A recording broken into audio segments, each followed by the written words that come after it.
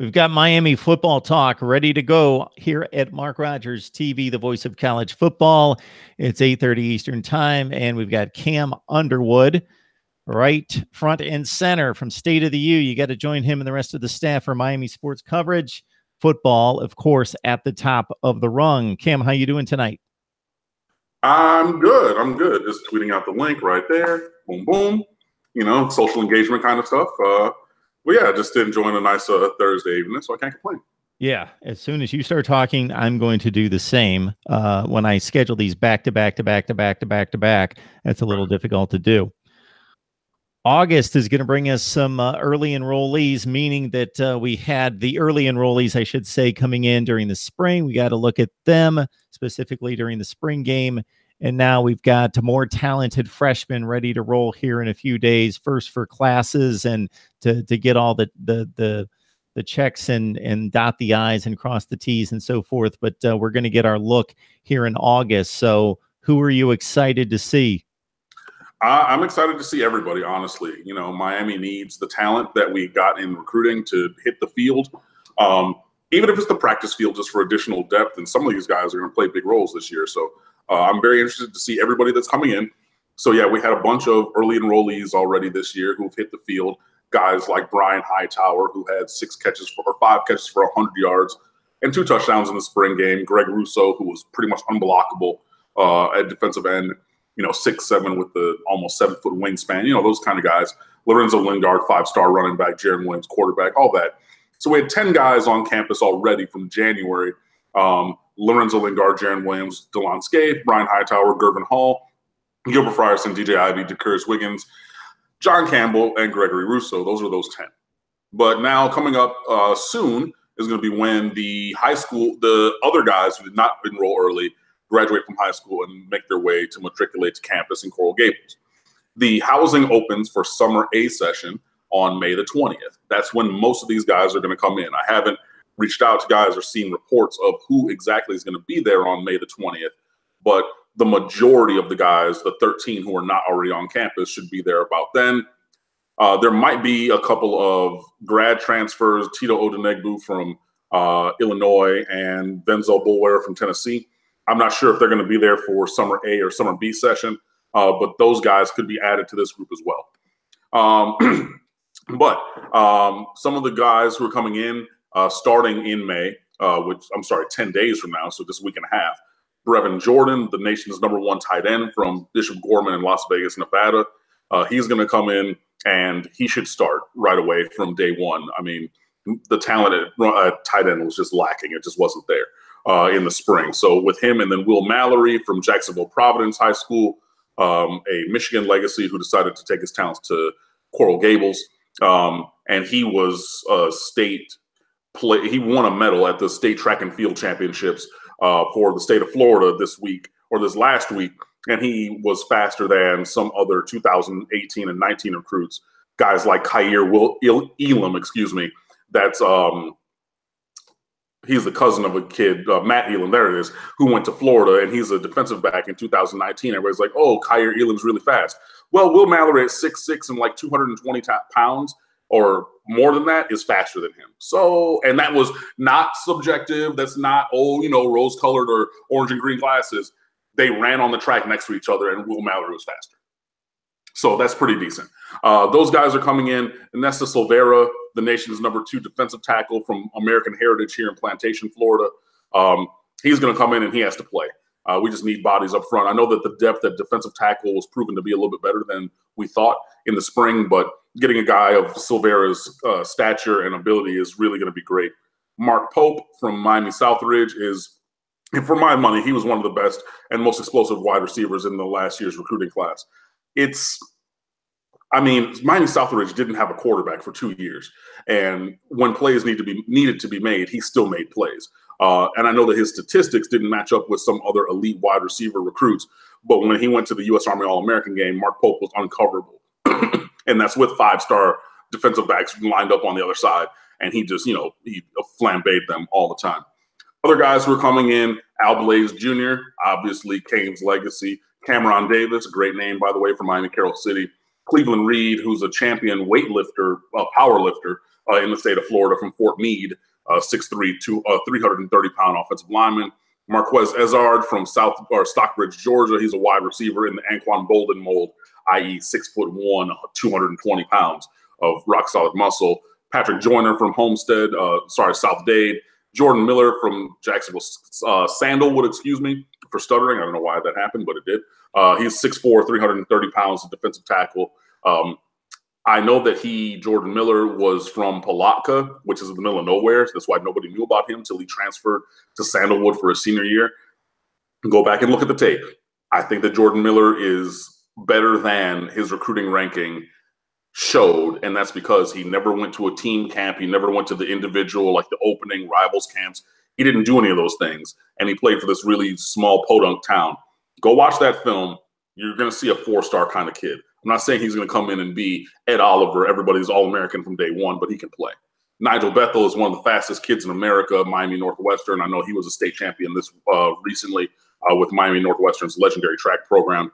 Realist George, the fullback from Pace Academy in Georgia, and then Bubba Baxa, the kicker. My friend Dunlap loves him because his name is Bubba Baxa from Pasadena Memorial, Texas. How is that spelled? Say again. Can you spell that? Yeah, Bubba, B-U-B-B-A, and then Baxa, B-A-X-A. So you throw up the X every time he hits a field goal. But yeah, he's a multi-talented kid. He was like first team all-region, all-district as a third baseman on Pasadena's baseball team in years past. So he's not just like, you're kind of really skinny kicker who just kind of trots out there and goes back. Like, if he had to, he could take a hit. He's stock. I mean, he's built like a third baseman. So, things like Scott Rowland, 6'2", 215, 20 pounds. Like, he has some size to him. And he was the nation's #2 kicker. And obviously losing Michael Badgley, who was Miami Hurricanes' career all-time leading scorer, we need a kicker to come in and replace him. We have a couple walk-on guys, even a couple priority walk-on guys. But, we have one scholarship kicker coming in, and that's Bubba Baxa. So hopefully, all of those guys, I would like to see them come in 10 days on, May 20th. If they don't make it in, and I'm going on my tabs here on my computer, if they don't make it in by May 20th, the last day to register for a course is May the 23rd for the first summer session. So you get basically those 4 days, 20th up to the 23rd. If you are not there by the 23rd, then obviously you have to wait till the July 1st for the July 2nd start of class. So you get 2 days of class for summer B session before the 4th of July, obviously. So yeah, if they're not in now, then they got to wait till July. So hopefully most of those guys make their way downtown walking fast and all those kind of things. I dare you to find a Miami football podcast where Scott Rowland is referenced as well. So if you're anything like me, Cam, and I'm going to guess you are as a baseball fan, I still love the sport. I check in as much as I can and keep up with it, but it's kind of difficult to remember all these players. But man, you referenced 20 years ago, and I remember everybody. And Scott Rowland, man, right in his prime about, 10 to 15 to 20 years ago. Yeah, man. I mean, okay, so I looked up. Bubba Baxa is not as big as Rowland. He's like 6 foot, 200 pounds, but still not, your twig kind of guy. But, yeah, I love baseball. I really love baseball. I'm, play the video games, and I try to watch as much as possible. And, yeah, it was my first love. It was my favorite sport. I wasn't really good at it. I was better at basketball personally. But, yeah, baseball has a special spot in my heart. And then, I would be remiss as a former Atlanta Braves fan to not mention Chipper Jones at third base also because, hey, Chipper is Chipper. I can't just say Scott Rowland. I know my buddy Mike Fay, shout out to him if he's watching this. He's going to be, oh, my God, he talked about the Phillies and not about the Braves and Chipper. So that's shout out to Mike. All right. Or Bob Horner if you're really old. But, yeah, Chipper for most of my baseball watching days. But it was Bob Horner when I was a wee little tyke just starting to watch on the Superstation. All right, Cam Underwood, State of the U, talking Miami football, not Major League Baseball, Miami football tonight.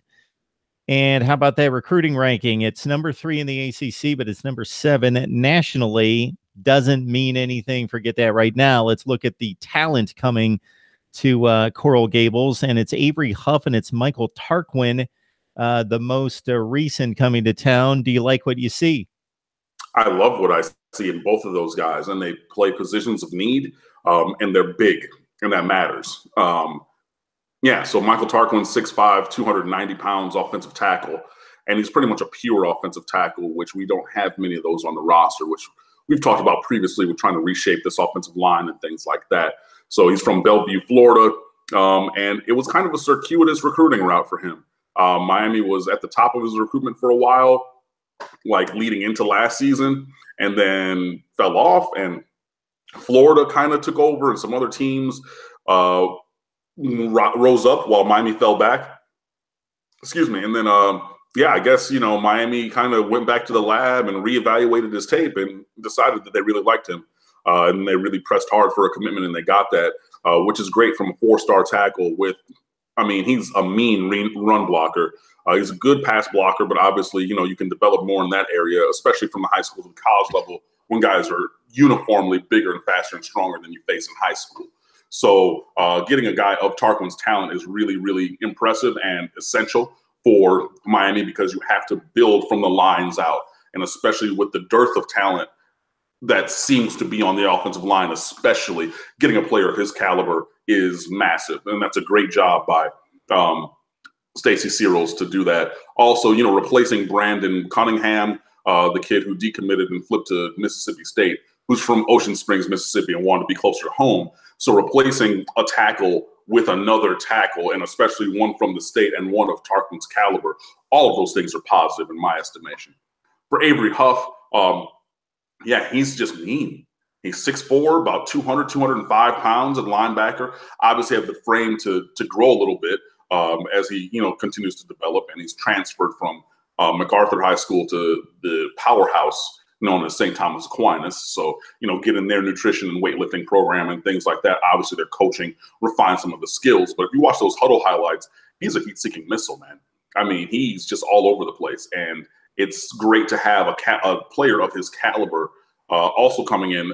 Tarquin and Huff are the 3rd and 4th highest rated players currently in Miami's recruiting class, and they're the 3rd and 4th currently rated 4-star players in Miami's recruiting class. So that's adding talent across the board, no matter which way you look at it. You're adding size on offense and defense. Height and length at least. Tarquin adds the size. Huff can add the bulk as he goes. But when you're 17 years old and already 6'4", 205, you're probably going to get bigger. I'm not saying that he's going to be an Alabama-sized outside linebacker at 6'5", 257 pounds, but he could still easily get up to 220, 225, 230 and keep his athleticism. So, adding both of those guys is really great. Miami is going to need to add 4 or 5 linebackers in this class. Currently, I believe there are 4 of them committed, and Miami has 2 of 3 from St. Thomas Aquinas and are still fighting for Jamar Brown, the 3rd starting linebacker at St. Thomas Aquinas, to go along with Anthony Solomon and Avery Huff, 2 other 4-stars at Aquinas. So if you're thinking about dealing with that intermediate area on defense, they have 3 4-star players at linebacker in the same class at Aquinas. It's a little different down here, you know what I mean? So, but adding Solomon or Huff to go with Solomon and Samuel Brooks, who was Miami-Dade's sack leader last year, even after missing the last 3 games after tearing up his knee with the ACL and MCL, adding to Josiah Pierre from Central Florida, who goes to the Mount Dora Home and Bible Academy. That's the kind of recruiting that we should see. That's the kind of talent addition to the roster that Miami needs to see. So adding those guys is great. There have been a couple interesting new offers going out I'm going to write about on the website soon. There's been, obviously we're just continuing to push forward. I think that there's probably going to be some attrition still to the group that's currently committed. But that happens. It's recruiting. It's okay. It's not usually linear. So, you're going to have to optimize the group, as it were. But when you're adding players of the caliber of Michael Tarquin and Avery Huff, I think that you're doing things in the right way. And it's 3rd. This class is ranked 3rd in the ACC and 7th overall right now.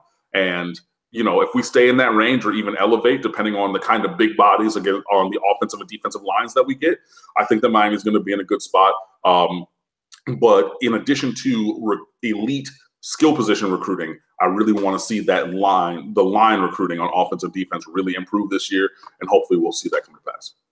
Huff is the 20th rated outside linebacker, according to 247 Sports. He's the 50th rated player in the state of Florida, just committed on May 7th For Tarquin, that's offensive tackle number 27, according to 247, number 44 overall prospect in Florida, and he committed just a few weeks back. Cam, as I look at the live chat, I'm getting 3 themes, and I don't necessarily think they're worth pursuing. Either we're going to kill LSU, or we got some LSU people jumping on saying we're going to kill Miami, or we've got why is Malik Rozier so horrible? And we're hearing that obviously every week. So these are the 3 basic themes that everybody's talking about on the live chat. What I'm going to ask you about is this LSU game. It's great for football fans. If you have no rooting interest, especially just to see athletes out there. And if you're going to pick 2 programs, you're pretty much in that basket with not too many other programs that you would want to select just pure athletes to watch challenge each other on a football field than LSU and Miami. And that's what we're going to get in week 1. And in recent years, the schedule has had to tune up. It's been the warm up for a few weeks to get into it. But this, man, right out of the gate, hit right in the mouth, looking at both teams. Do you like this? I love it. I want to see Miami play anybody, anywhere, anytime. We're not scared of anybody. Alabama's on the schedule in the future. Florida finally decided to stop being scared of us and put Miami back on the schedule for 2019. You got Michigan State in a couple of years' time. You have Texas A&M in a couple of years' time. Obviously, every 6 and 7 years, you play Notre Dame, who we played the previous 2 years.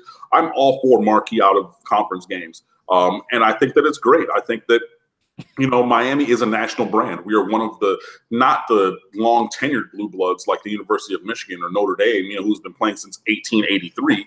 But, one of the blue bloods when you think of college football, these are the Miami Hurricanes. And yeah, it's been over the course of 35, 40 years as opposed to 120 years or whatever it might be. But this is a program that should be in these kind of games. You should have the kickoff classic on Sunday of Labor Day weekend, Sunday night. So we're the only game that's going on that night because we're not playing on Saturday like everybody else, because the University of Miami is not like everybody else. We should have that big stage. And I love the fact that Blake James and the athletic department have made the move back towards that kind of a thing.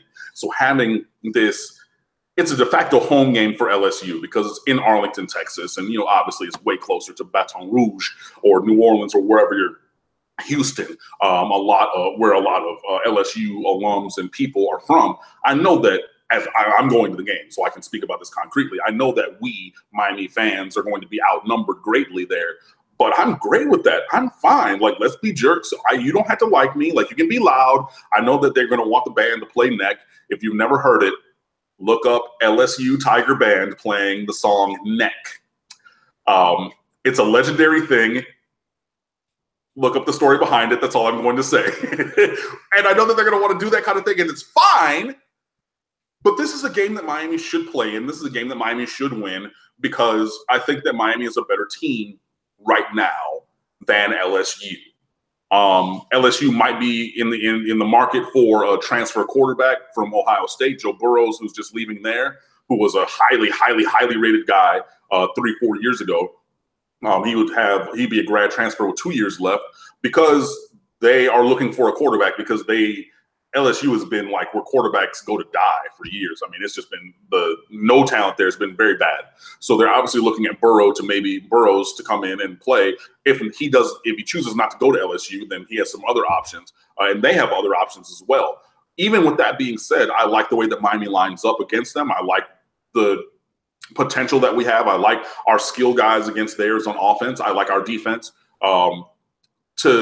Because LSU's offense has not been really good. So unless they change the native state of who they are and what they've done, I foresee a Miami victory. I know that this is a closely contested game, or it will probably be closely contested. I know that going into the summer months, Miami is favored by 1 point. In this game, it was Miami by 1 point, and then it was LSU by a point, and now it's back to Miami by a point or a point and a half, which is like, 24-23. That's a close ball game in case you don't know how to do math. So I think that it's going to be a great game, and I think that it's going to be a showcase moment for the University of Miami. And these are the kind of things that we should have. Even if you go back and look to 2000, where Miami lost that second game of the year at Washington when we were playing a home and home, and then we blew them out like 70 or 65-7 the next year. by having these marquee games, then you are continuing to elevate the stature of the program. And you can only get these games if you have a program of a requisite stature. So if it's, too long didn't read, or, Cam, stop talking. I love the LSU game. I love the fact that we're playing a marquee game like this, and I'm really excited. So just about 10 days ago, if you go to State of the U, Cam had a back and forth with And the Valley Shook, breaking down the LSU side of things in ramping up for this huge opener against the Tigers. Enjoyable read. What I took away from it, which I basically already knew, but I was able to attach names and personnel to the narrative, is that LSU does not have that one-star running back that they're accustomed to having. They've got less rushing yardage coming back to the roster than they've had forever. So they lose that, and they really don't have a guy, a Fournette or Geis or Jeremy Hill, ready to come back and roll. And so that's not boding well for an inexperienced quarterback. And even if it's that Joe Burrow coming from Ohio State, sure, he's got talent, but inexperience, even though we've got LSU superfan on here, Cam saying it's going to be 40-14 LSU if Burrow signs with LSU. But my goodness, that's a lot to expect of a kid that's never thrown a pass that mattered. I'm good with that. I love that. Keep that same energy all the way through the summer, all the way to September, whether he signs there or not. I do not begrudge you or myself or anybody for, being braggadocious about their team when you have a foundation and a right to be. I don't necessarily think that LSU is going to hit us with the 40-3 like they did in the Peach Bowl back in 2005. And I don't necessarily think that we're going to hit them with the 66-6 like we did to Syracuse. Or 65-7 like 2001 we did to Washington, and I don't think this Miami Hurricanes team is close to comparing to 2001, so I shouldn't have even said that. But I think it's going to be a more closely contested game than any of the scores that either LSU Superfan or myself have recently mentioned. Cashboy D is saying that Miami is not back. Martin Rosario with the typical LSU has no offense. We know that. They do have skill on the outside. They did lose DJ Chark, who has lit it up at the combine and got selected very highly, even though he had no one to throw him the ball. Although Danny Etling did get drafted, and we'll see how he progresses on the next level. Ronald Fox, big time year for the Canes. LSU will be a test. Greedy Williams, yes, an awesome player. Number 7 draft pick, but we got studs on the perimeter. So yeah, the DBs versus the wide receivers is always something that's enjoyable to watch when you've got just two really athletic teams out there. Yeah, I mean, that what had been their strength is down a little bit at defensive back. And I think that missing them, both teams missed on Patrick Surtain II in this recruiting class. So he would have been a big addition to replace some of the guys that they've lost in the secondary, and would have obviously been a big add for Miami in the secondary. But, without him, you're talking about Greedy Williams, who's 5'9", and going up against Amon Richards, Lawrence Cager, Brian Hightower, any of those guys. I like my chances. And I know that Greedy Williams is a good player. I still like my chances. And I like my guys, on at the wide receiving positions. So I think that's going to be great. Shout out to the State of the U commenters, Martin Rosario and Ronald Fox and all you guys. I know I see your names on the website all the time out there and everything. So appreciate you guys watching and whatnot. But and there was one guy who said that Miami is not back. Cool. I didn't say that Miami was back. I don't think that any Miami fan would say that Miami is back. So we're all on the same page that Miami is not back. But even with Miami not being back, you have a 10-3 season last year. I think that Miami should have a 10 or 11 win season this year, if not more, depending on, the way that, the ball bounces a little bit and things like that. So, I mean, is Miami 2001 Miami or anything like that? No.